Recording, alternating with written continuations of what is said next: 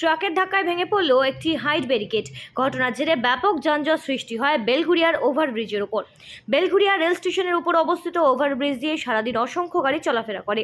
ছোট বড় গাড়ি ছাড়াও ভারী মাল বোঝাই লরি, ট্রাক এই সমস্ত এই রাস্তা দিয়ে চলাফেরা করে। তবে সেক্ষেত্রে ভারী গাড়ি যাতায়াতের ক্ষেত্রে সম্প্রতি প্রশাসনের উদ্যোগে ব্রিজে ওঠার দুদিকে মুখে লাগানো হয়েছিল দুটি হাইট ব্যারিকেড। একটি বড় ট্রাকের ধাক্কায় ভেঙে পড়ল সেই ব্যারিকেডটি। এর ফলে জনবহুল এই রাস্তার মাঝে বেলঘুরিয়ার এই ওভারব্রিজের উপর ব্যাপক যানজটের সৃষ্টি হয়। ঘটনাস্থলে ছুটে আসে বেলঘুরিয়া থানার পুলিশ। পরবর্তীতে ঘাতক ট্রাকটিকে আটক করে পুলিশ। তবে পাশে দাঁড়িয়ে থাকা একটি গাড়ির উপর সেই ব্যারিকেডের একটি অংশ ভেঙে পড়ায় কোনো রকমভাবে বড় কোনো দুর্ঘটনা না ঘটলেও কিন্তু একটা আতঙ্কের সৃষ্টি হয় গোটা এলাকা জুড়ে।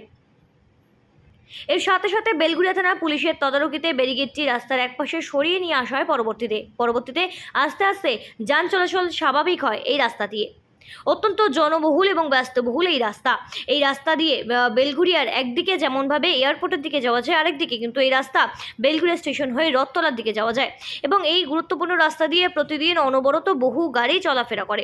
সম্প্রতি এই রাস্তাতে এই ব্রিজে ওঠার মুখে অর্থাৎ বেলঘুরিয়ার এই স্টেশনের উপরে এই ওভারব্রিজে ওঠার মুখে দুপাশে দুটি হাইট ব্যারিকেড লাগানো হয়েছে। আর সেই একটি ট্রাক ধাক্কা দেয় এবং সেই ক্ষেত্রে সেই হাইট ব্যারিকেডটি কিন্তু রীতিমতো রাস্তার উপর ভেঙে পড়ে। আর এর ফলে পাশে দাঁড়িয়ে থাকা একটি গাড়ি সেই গাড়ির উপর পড়ে এবং সেরকমভাবে হতাহতের কোনো খবর না পাওয়া গেলেও কিন্তু বড় কোনো দুর্ঘটনা ঘটতে পারত এমনটাই কিন্তু আশঙ্কা করা হচ্ছে। তবে এই ঘটনাকে কেন্দ্র করে এলাকায় বেশ খানিকক্ষণ কিন্তু যানজটও সৃষ্টি হয়।